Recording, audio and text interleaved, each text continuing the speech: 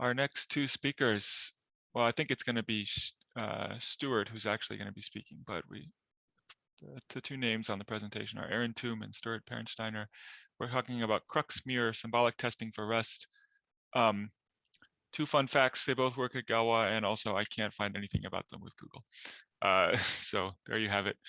But it turned out, Stuart did email me later, that Stuart worked and built a number of, oh, now I forgot what it was. He'll have to tell you, he did something cool in Rust at some point. Yes, I was an intern at Mozilla a few years ago, and I implemented the code gen units option for parallelizing the LVM backend. All right, Stuart, take it away. Thanks. All right, I'm going to try and screen share, and hopefully this works. Okay, hopefully you can all see the slides now. It claims to be sharing the screen. So today I'm going to be talking about crux-mir, which is a symbolic testing tool for Rust code. And kind of the purpose of crux-mir in one slide is that we want to take the testing workflow that developers are already familiar with and extend it with symbolic execution capabilities. So on the left, you have kind of a perfectly ordinary Rust test. It sets up some input values. It calls a function on those inputs, and it has an assertion to check that the output of the function satisfies some desired condition. And if the developer writes this code and then runs cargo test, cargo will build and run their test and tell them that indeed on this particular set of inputs, the function is doing the right thing. Now on the right is a symbolic test for use with crux-mir.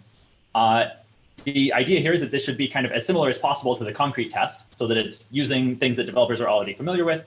And in this case, there are kind of three main changes. Right? We changed the test attribute to crux test to indicate that this is a symbolic test for use with crux-mir. We also replaced the constant input values with symbolic inputs, which can range over all possible values of type I32. And finally, we added an assumption to constrain the set of values. In this case, we only care about Y values that are at least 400. And if we run the cargo crux test command on this code, it will check not only a single set of inputs, but all possible inputs that satisfy those assumptions to make sure that the function behaves properly on all of them. And in terms of the kind of features that crux-mir supports at the moment, on the kind of Rust language features side, we can handle generics, traits, closures, trait objects, and a little bit of unsafe code. There are some restrictions there. In terms of like data structures and libraries, the tool supports vec and slice, which are kind of essential, as well as the kind of standard allocation types like box, and also cell and ref cell. And like I said, we have a cargo integration. There's a cargo crux test command, which will kind of do all of the building that it needs to do and run all the symbolic tests that it finds in your code.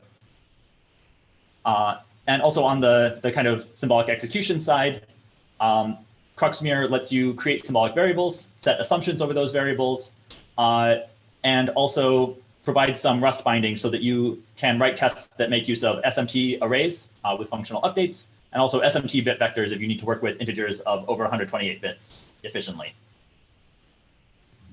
So that was kind of a real quick overview of what is the point of crux-mir and what general features it supports. I'm next going to get into specifically like what kind of use cases this is built for, since that informs the design, and also a more detailed example of what it looks like to use the tool.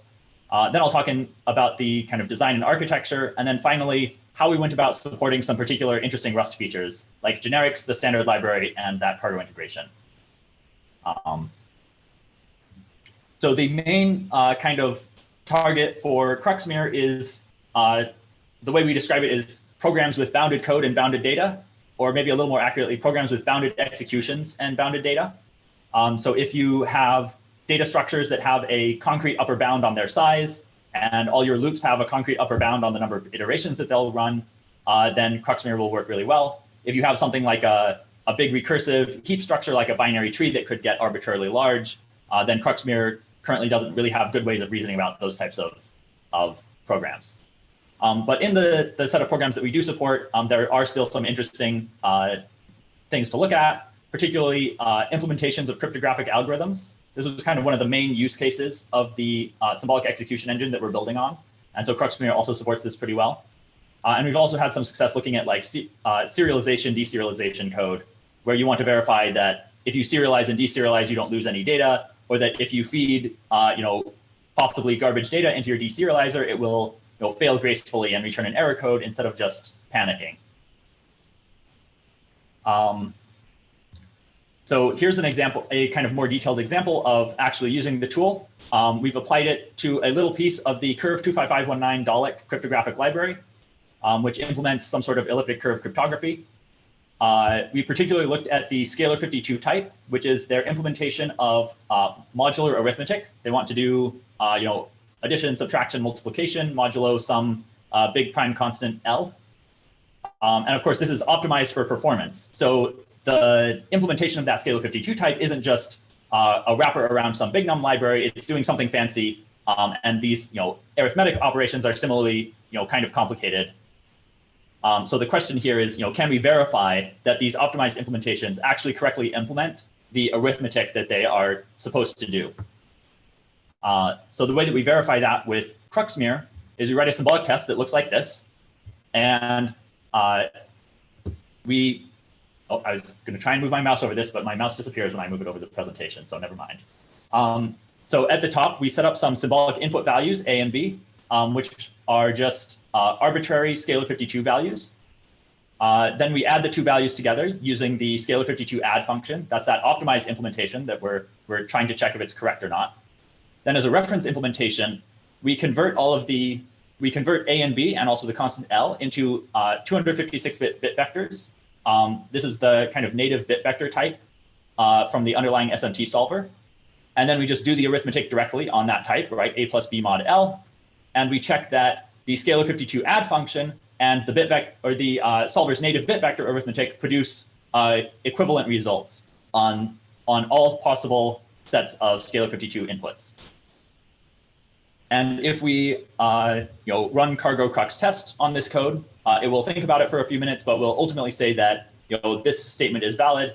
This addition function really does correctly implement the desired operation A plus B mod L on all valid scalar 52 values. So now I'm going to get into kind of the design and architecture of the tool. Basically, I've told you what crux-mir kind of does, and now I'm going to talk about how it works. So the way that crux-mir is put together is it's actually divided into two separate binaries. There's a front-end component called mir.json, which links against rustc, and then there's a back-end component called crux-mir, which is where most of the all the actual symbolic execution happens, and this links against Crucible. And the reason it's split in two is that rustc is written in Rust, Crucible is written in Haskell, and we didn't want to sort of get into all the hassle of trying to link all of that together into a single binary.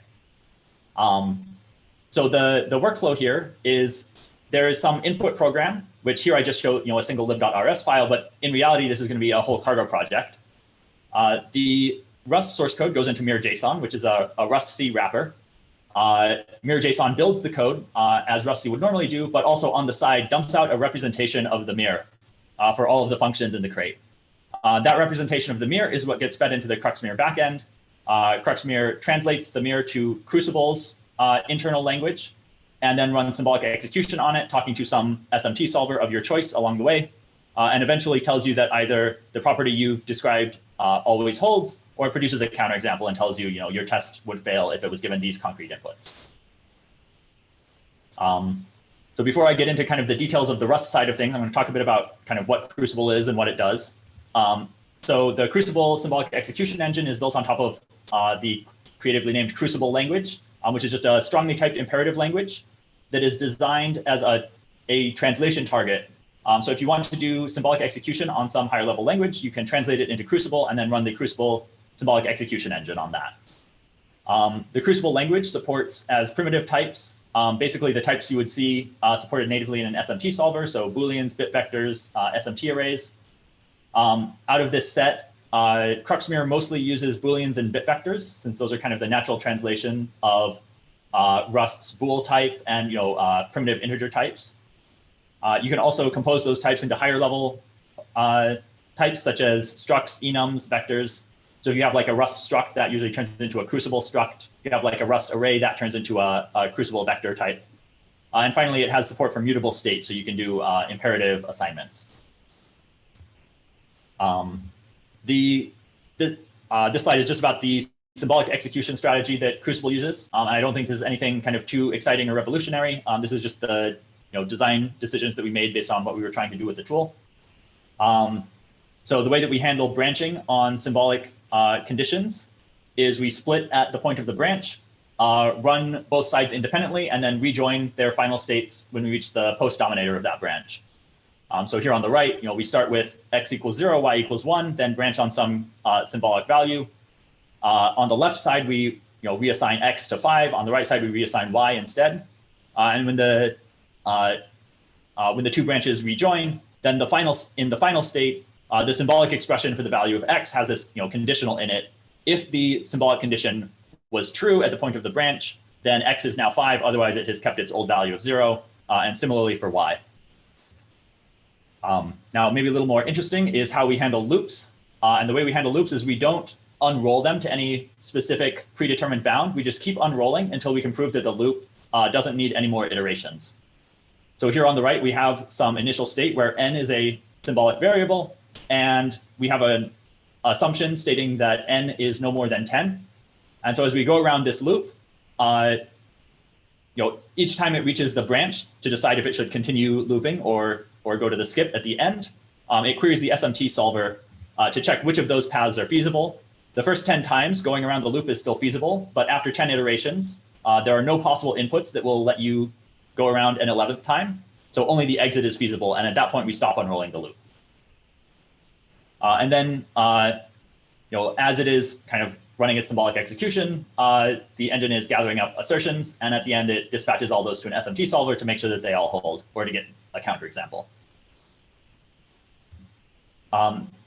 So everything I've said about Crucible so far is kind of generic. No matter what source language you're translating down to Crucible, it has the same type system. It uses the same execution strategy. The interesting part where we had to implement a Crucible extension was for the Rust memory model. How do you represent memory? How do you represent references in particular? And so the memory model that we're using in crux-mir, memory is a collection of independent objects, and each object is strongly typed. So if you have, for example, like a Rust variable whose type is a pair of I32s, then the corresponding that corresponds to a single object in the memory model whose type is a Crucible struct containing two fields that are both 32-bit bit vectors. And similarly, if you have a Rust vector, that corresponds to two objects in memory, one for the part of the vector that lives on the stack where you have the pointer to the data and the length and capacity.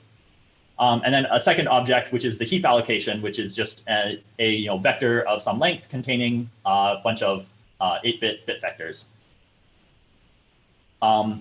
The one maybe interesting thing about this particular memory model is that all of the object layouts are kept kind of abstract. So the memory model does not reason about kind of field offsets and things like that.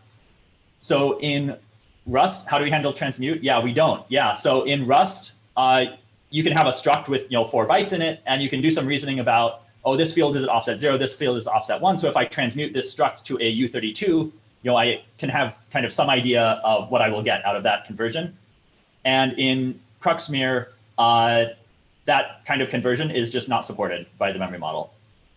So of course, this limits our ability to handle a lot of unsafe code, but we can still handle most safe code just fine, as long as the kind of underlying library calls that it's making are supported. And also this kind of simplifies some things.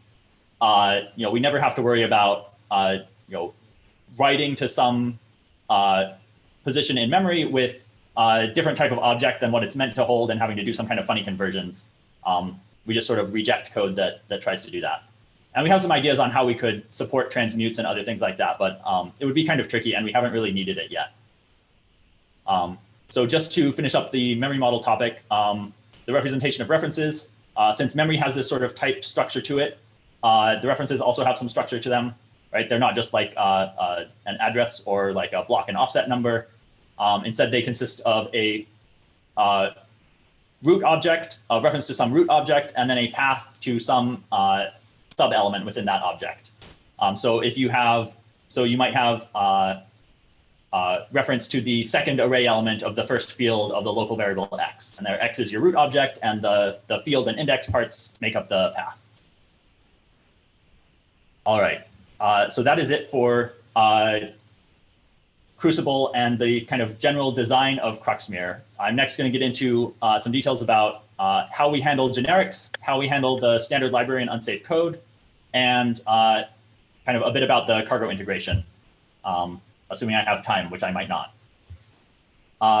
So for generics, our initial inclination with generics was to say, well, Rust has generics and Crucible supports generics, so let's translate our Rust generics into Crucible generics. And this worked okay for a little while, but once we started getting to some more complex situations with generics, it really fell apart and we wound up doing something else. So in particular, the place where this breaks down is when we got into some of the iterator adapters in the standard library like to do interesting things with associated types. And it turned out that basically the way generics worked in Crucible, we're not really capable of handling this. So here we have the Peekaboo struct. It takes an iterator as a type parameter and contains an instance of that iterator type, right, in its iter field. But then its peeked field references the item type of that iterator. And so in Crucible, it's perfectly happy if you have some type parameter and use that as a field in your object. But here we have kind of maybe seemingly unrelated type, right? This item type, which is somehow derived from the iterator type. And Crucible is really not, it's, polymorphism support is really not set up in a way that can handle that. And so we thought about like, how can we, what kind of workarounds can we do? What kind of extra information can we export alongside the mir code to make this work out? But what we eventually concluded is that really trying to handle this in the crux-mir backend would probably amount to just duplicating logic and duplicating things that rustc already knows how to do. So what we did instead is we transitioned to, instead of outputting generic mir code and generic type definitions from that mir JSON front end, we just fully monomorphize everything before we output it and before we send it to the crux-mir backend. And so normally in Rust, when we talk about monomorphization, we're talking about monomorphizing functions. But actually, you can monomorphize struct definitions and things like that as well. And that's what we do. So if you have a generic struct like s of t here, we output a separate struct definition if you use s of bool and if you use s of i32, right? And those are, as far as the backend can see, two totally independent structs.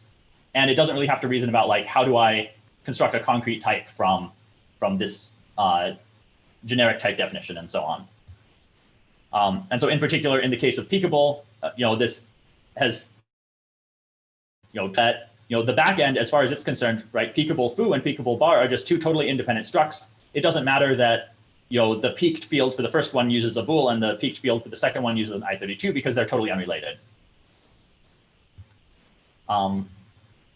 Right, and the code passed to the backend has no generics of any kind left in it.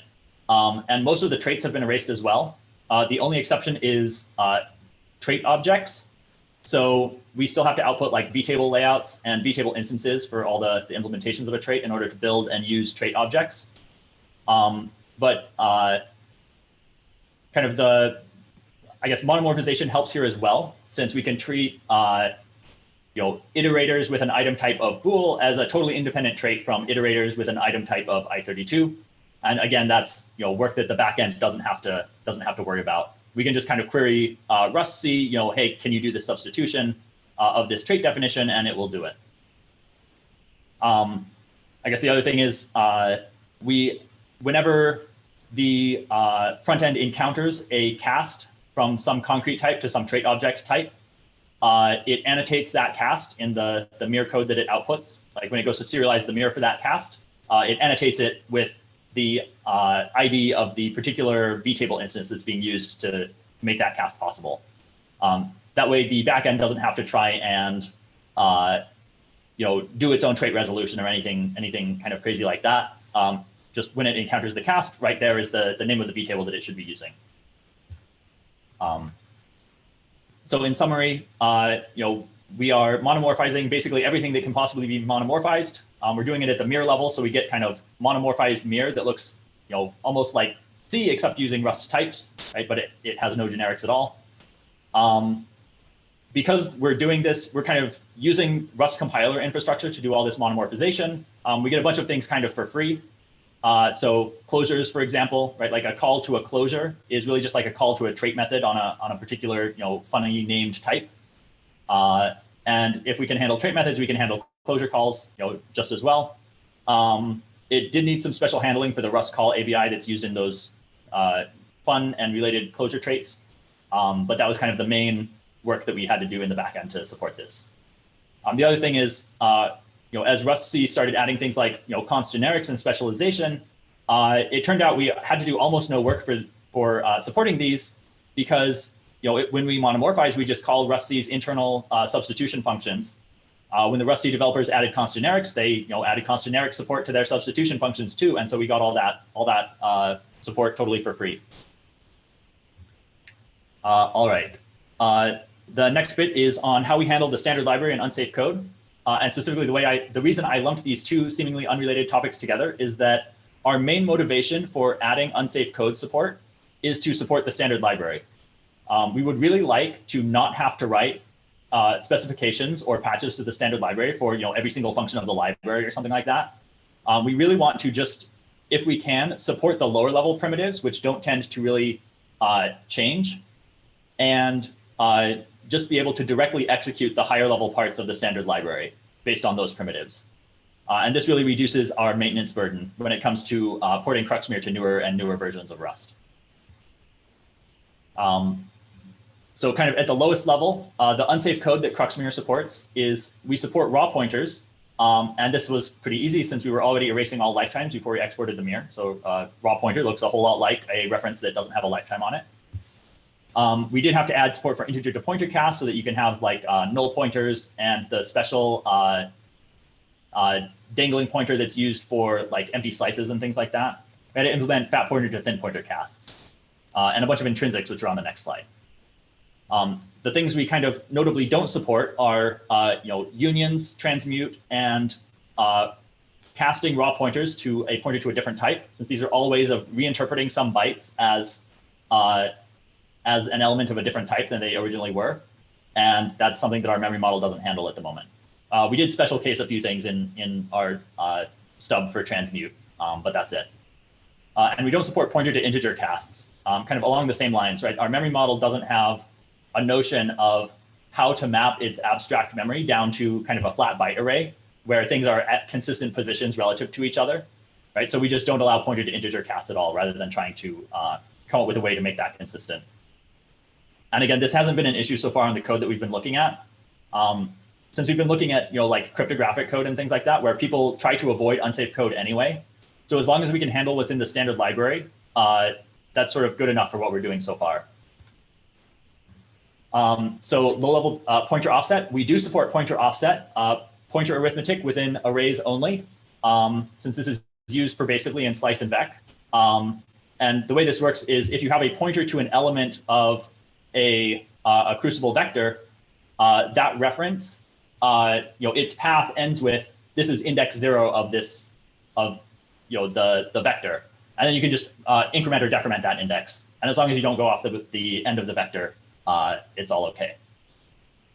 We also implement some low-level memory intrinsics, so mem swap, which is kind of the primitive behind memory place, which gets used all over the place. Also pointer read, pointer write, etc.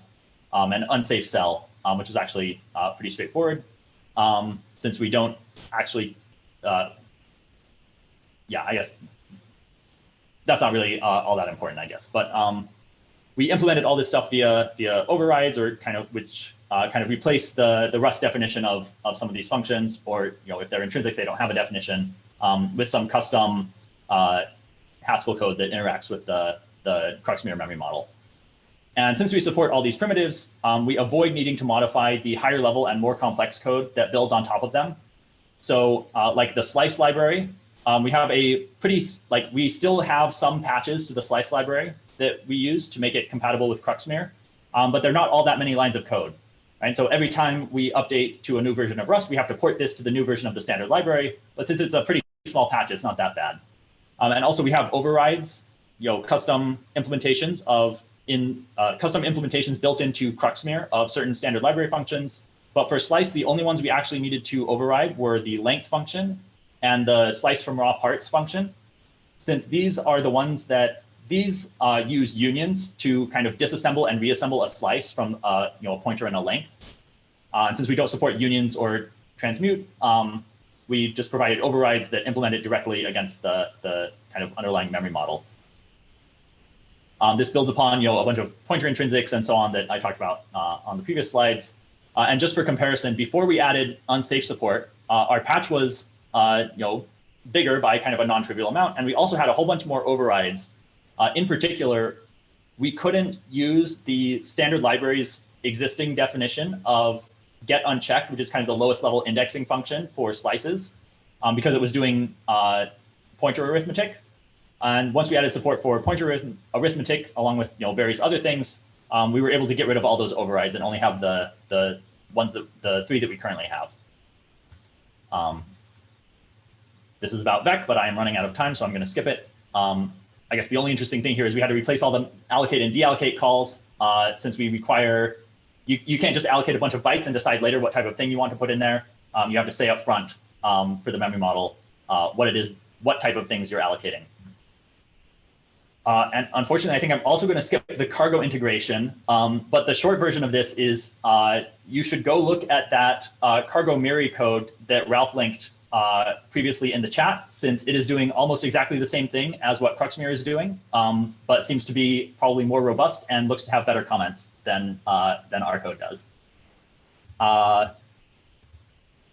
Right, so future work on crux-mir, we're looking to add some modular reasoning so that once you write a test that kind of defines a specification for a given function, you can reuse the spec instead of unfolding the definition of that function in other tests. So instead of basically having to feed, if you have a function g which calls your function f, instead of having to feed a giant SMT term to the solver that includes all of g and all of f, you can sort of just verify f and then just verify g using the spec for f, which is much smaller than the actual definition of f. The other kind of interesting thing that we're kind of working on at the moment is checking equivalence of Rust code to a cryptol specification. So cryptol is a language for writing specifications of cryptographic algorithms at a high level. And we'd like to be able to prove that, given a spec of SHA-256 or something, we'd like to be able to prove that a Rust implementation of SHA-256 is equivalent to that high-level specification. And finally, we're looking at kind of prototyping how we would go about adding support for multi-threading. If you've seen the Loom tool, I think we're using a similar strategy to that. We're looking at kind of all possible interleavings of a particular piece of code. But since we're also in this symbolic execution context, we can test not only all possible interleavings, but kind of all possible interleavings times all possible inputs. All right. So I think that is it for crux-mir. I've kind of given you the overview of what it does and how some of the internals are put together, how we support Rust features and so on. And I will be happy to take any questions. All right. Thank you for that. There are a number of questions in the chat. Obviously, we're kind of at the scheduled end, but there's nothing coming up afterwards. So if people want to, hang out and chat, it works for me, at least for a while. I would also, before we go to that, just mention that there were some questions about where we can follow on afterwards if people want to keep chatting. I just created a Zulip instance for this workshop, which people can use. I'll post the link in the chat. It's rust-verify.zulipchat.com. Might be a great place for people to talk, either during or after the talk, and maybe after the workshop ends, so we can keep working on this stuff together. Apart from that, let's go through some of the questions. There were some in the chat that I didn't I thought might be good to follow up on. So for example, there's a question whether crux-mir is doing its own monomorphization. What we are doing is we are, I guess we kind of are doing our own monomorphization, but it's not very complicated because rustc already has APIs for doing type substitutions on all sorts of its internal data structures. So you can just take the mir for an entire function and say substitute, these concrete types for the generics of that function, and it's one line of code basically. Yeah. Okay, great. And the other question is, are there issues with unsized ADTs from Daniel Schwartz, Melbourne? Yes, we do not, I guess, right, like custom DSTs, right, where you have like a struct where the last field is a slice that could have arbitrary length. we do not support those at the moment. Right. This needs to be like, it would need to be kind of a weird combination of like a Crucible struct and a Crucible vector type, which I don't think we've really thought about kind of how to do that quite yet.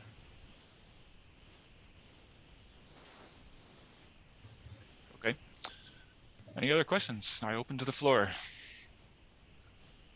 Yeah, actually, I have a question, Peter here. Thanks for a very nice talk. So you probably mentioned that, but I missed it. So does Crucible do a dynamic symbolic execution, so concolic testing, or do you enumerate paths statically? So unfortunately, I'm not actually an expert on symbolic execution. We are not statically enumerating paths, but I don't know. Aaron is really the expert on the symbolic execution backend. So if you want to hop in, otherwise I will keep giving my somewhat uninformed answer here. Yeah, so I could step in and say that we're not doing concolic execution right now. We've explored that possibility, but we haven't. So at the moment, we're just doing purely symbolic execution. So we're executing over all possible inputs symbolically. Does that answer your question? Yes, it does. Thank you.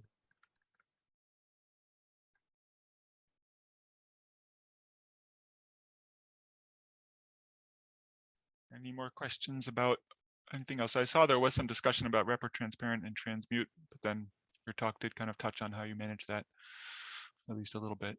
I don't know if there were any questions that came out from it. I would have another question, not about the transparent stuff. So you mentioned unsafe cell. Does that mean you support interior mutability, like programs that use cell and stuff? And what does it, like how good are the solvers able to handle code that actually has interesting sharing patterns?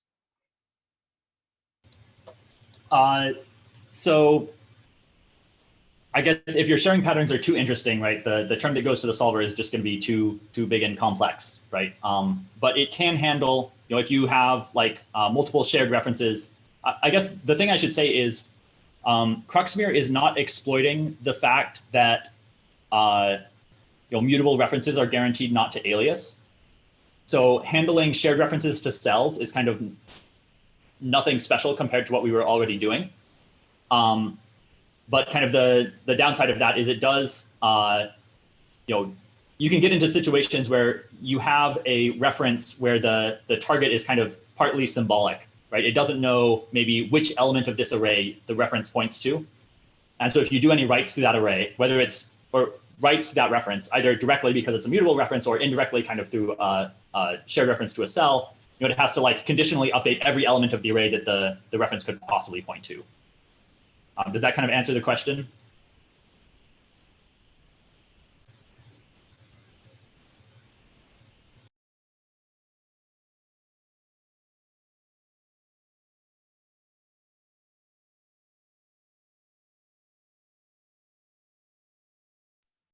Ralph, did that answer the question? Oh, sorry, I forgot to unmute. Yes, it does. Thanks. Okay. Any other questions? Or shall we take it over to Zulip and let people get on with their day? I guess I have a question. I have one last question.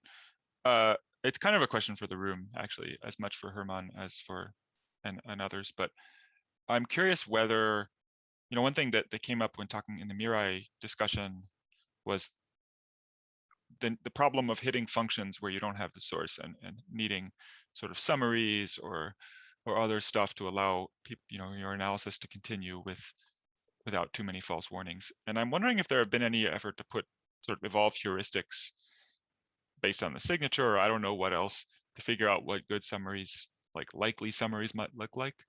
I'd be curious, and then ideally comparisons to see how often those heuristics are actually wrong and hiding bugs. Does anyone try to look at that?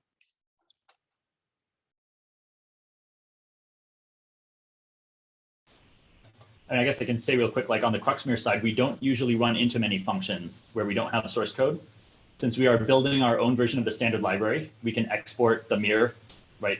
There's the problem, like the standard library is normally built without that always encode mir flag. But there's some functions in there that don't have mir.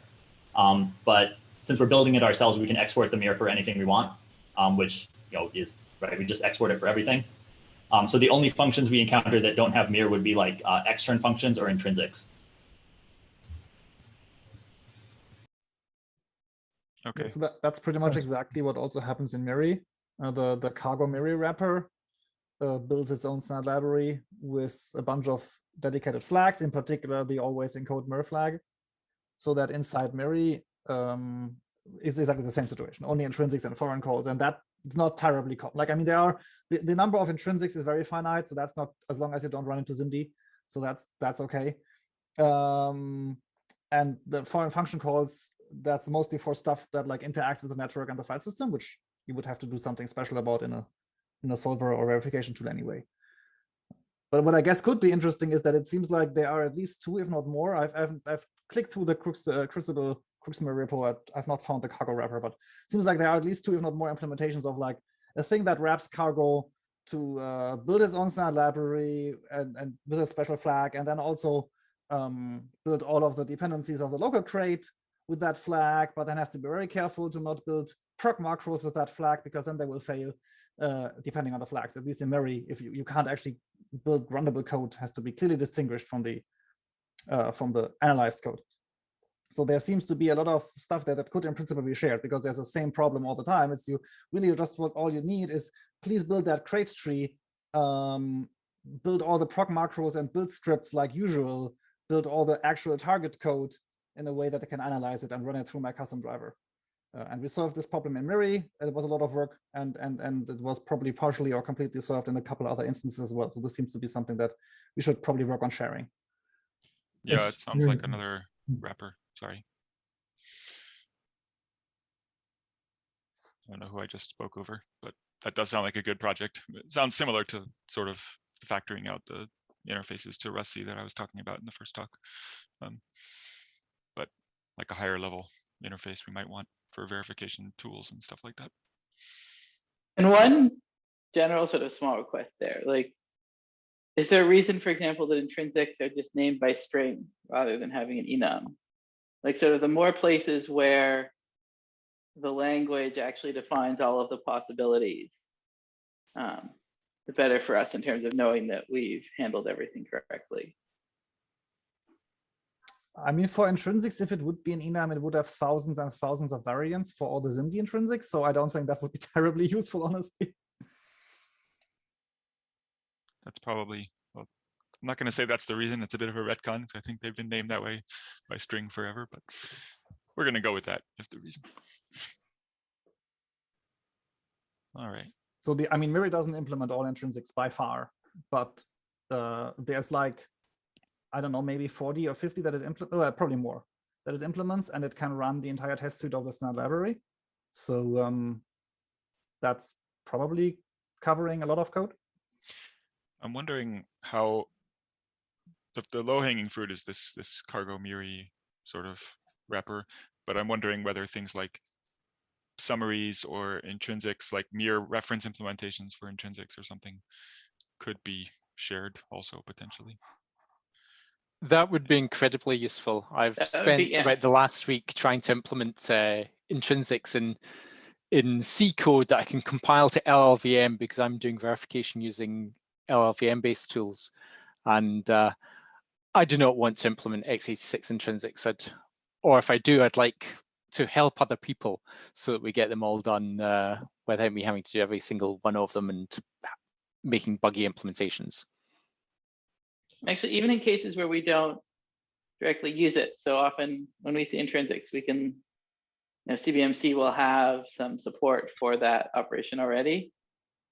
But for sanity checking, it'd be nice to be able to actually verify that the result of our lowering to CVMC is the same as the result of a pure mir implementation. That would be a nice soundness check. I mean, I guess the question is, what would be the format of that, right? Like, most intrinsics don't have pure mir implementations. A few do, and there's now a pass in the compiler which will lower those intrinsics to mir as part of the normal compilation pipeline. But there are quite a few, well, most intrinsics that Miri implements you couldn't express them in Mir. They are just proper language extensions. So Miri has a reference implementation, but that's written in Rust code that directly operates on the Miri interpreter state. So that's not really, and then of course, like Crucible would need one that instead is written in Haskell and implements on the Crucible abstract state. And like, it's not clear that there is a format here that could be actually shared, other than writing in English what the implementation should be, but that's not very checkable in any form. Well, the long tail is those SIMD instructions. So kind of having those taken care of. And then it's like, yeah, you're going to have to do something special with something that's about kind of like interprocessor communication or, you know, synchronization or something. But at least having the boring ones, which really don't do anything interesting, you know, having those taken care of would be worthwhile. Yeah, those should. Yeah, that's fair. We haven't tackled that in Miri yet either, specifically for the reason that like nobody wants to implement 4,000 intrinsics. That's sort of what I was imagining, is that there's probably there's some core set and then a bunch of ones that shuffle data around in various ways that can be modeled. Yeah. We've gotten away with that in Miri. I don't know exactly why, actually. Like somehow we are avoiding the code that calls intrinsics. I don't know if people add CFG Miri hacks to their code or I don't know. We are running this library test suite, which uses SIMD for things when it can, and it's not running into that code in Miri. So somehow, I mean, then it's clearly not verifying that part of the code, but at least it can verify all the higher levels of the stack without worrying about the SIMD stuff. A lot of the SIMD stuff is wrapped in CFG Miri checks. I tried to turn on Miri stuff so that I could generate LLVM bitcode, pretending I was really